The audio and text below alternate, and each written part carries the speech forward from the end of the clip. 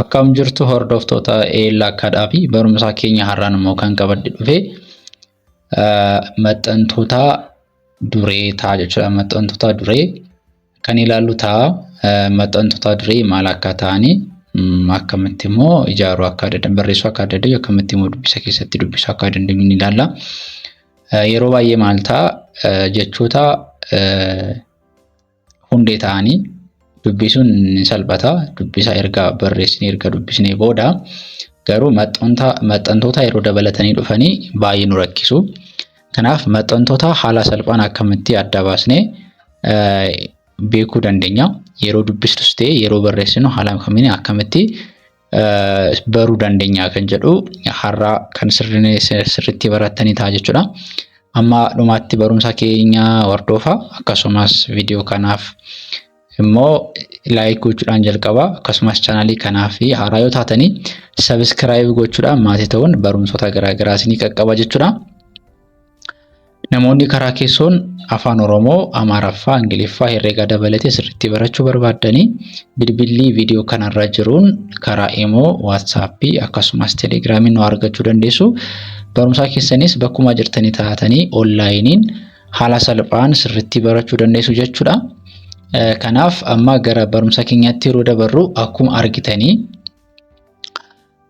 jechoota maxxantuun jechoota wajjin hariiroo dhufanii akkamitti adda baasuu dandeenya, akkamitti barreessuu dandeenya kan jedhu ilaalla. Asirratti akkuma argitanii jalqaba irratti jechoota maxxantuu utuu hin dabalatiin jechoota maxxantuu hin dabalatiin asiin jiru. Asii irratti immoo maaltu jira? Maxxantuu jira. Maxxantuu yeroo jechoota wajjin jecha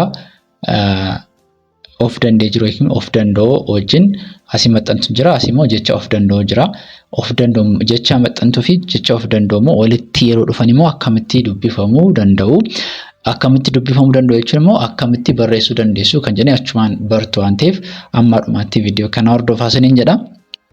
Amma asitti akkuma argitanii jalqaba irratti maaltu jira? Ta'uu jedha. Hudhaa qaba. Jecha hudhaa qabudha. Ta'uu jedha. Ta'uu. Asii hafuu jedha. Asii toluu.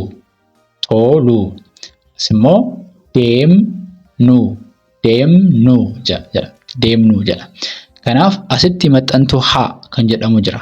Haa kan jedhu maxxantuu jedhama. Kanaaf haa yeroo jedhu haa jechoota kana jechoota of danda'u kanatti yeroo dabalamu hiikaasa ni jijjiirama jechuudha. Hiikaa ni jijjiira jechuudha. Kanaaf yeroo wajjin dhufanii akkamitti haa achimmoo ta'uun jiraame asitti haa ta'uu ta'a jechuudha.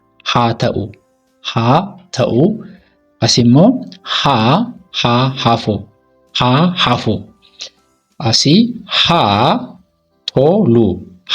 toluu achimmoo haa deemnu. Kanaaf maxxantoonni kun tajaajila isaanii wanta salphaa miti jechuudha. Guddaadha jechuudha. Kanaaf yeroo isin barreeffama barreessitanii yookiin immoo silkii keessan irratti hundaa'aa namootaaf yeroo barreessitanii yookaan immoo dabtararraa barreessuu dandeessanii maxxantoota kana dabaluu yookiin immoo dhiisuun hiikaa maal jechuudha? Hiikaa ergaa keenya jijjiiruu dandeenya jechuudha.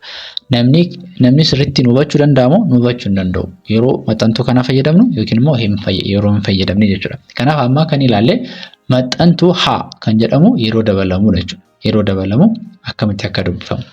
Itti aanee kan jiru maxxantuu hiin. Kunis hiinis maxxantuudha. Maxxantuu dureedha jechuudha. Asii maxxantuu haa ilaalle amma hiin. Kanaaf jechoota of danda'u kan jennu dabuu jira asitti. Dabuu. Asitti immoo cabuu. Asitti sarmuu. Asitti dhuufuu jedha jechuudha. Kanaaf asitti walitti maal ta'a jechuudha? Jecha hiin kan jedhu yookiin immoo jecha maxxantuu yookiin immoo maxxantuu hiin jedhamu yeroo jechoota kanatti daballu hiin isaanii jijjiirama jechuudha. Dabuu inni ture dabuu hin dabuu jedha. Hin dabuu. Asii cabuu inni ture as dhufee maal ta'a? Hin cabuu. Asimmoo sarmuu inni ture as dhufee hin sarmuu. dhufu as inni ture dhufu inni ture as dhufe hin dhufu ta'a jechuudha. Kanaaf akka kanatti maxxantuun hiikaa jechoota jijjiiruu danda'a jechuudha. Inni itti aanee jiru maxxantuu keenya irra kan jedhudha. Irraa kan jedhudha. Irraa kan jedhu maxxantuu biraadha jechuudha. Kanaaf amma maxxantuu asitti jechoota jireessaa kan jedhu jira. Jireessaa asii deebii asii jalaa asii ba'ee kan jedhu jira. Kanaaf jechoota kanatti yeroo jijjiiramu jireessaa inni ture maal jedha irraa jecha irraa dura jecha kanatti yeroo dabarru maal ta'a irra jireessaa ta'a jechuudha. Irra jireessaa inni ture irra jireessaa maxxantuu irratti daballe jechuudha. Asii deebii inni ture irra deebii ta'a jechuudha. Asii jala inni ture maal ta'a irra jala. Asii ba'ee inni ture irra ba'ee ta'a jechuudha. Kanaaf haala kanaan maal gochuu dandeessu? Barreeffama yeroo barreessitan illee ta'e yeroo dubbistanii maxxantuu kan jedhamu kan asirratti hubachuu ni qabdu jechuudha. Itti aanee kan jiru asii maxxantuun keenya maxxantuun dureen isheen kaanii maalidha? Itti kan jedhudha. Itti asii jechoota maal kan jedhu jira? Aanaa kan jedhu jira. Aanaa kan jedhu jira. Dhiisii kan jedhu jira. Ta'e jira. Asii taphate. Kanaaf maxxantuu jechoota kanatti maxxantuu itti dubatti yeroo itti dabalu yookiin immoo duree jechoota of danda'u kanatti yeroo dabalu hiikni isaanii ni jijjiirama. Aanaa inni ture itti aanaa ta'a jechuudha. Ittaana ta'a jechuudha. Asii dhiisii inni ture asii itti dhiisii ta'a jechuudha. Ta'e inni ture asitti itti ta'e ta'a jechuudha. Asitti taphate inni ture immoo asitti itti taphate ta'a jechuudha. Inni itti aanee jiru maxxantuun keenya maxxantuu dureen keenya inni ka'an nan kan jedhudha. Nan innis maxxantuu dureedha. Kanaaf jechoota beekaa, galaa, qabaa, deemaa kan jedhu qabna. Kanaaf nan yeroo duree jecha kanatti yeroo daballu maal ta'a?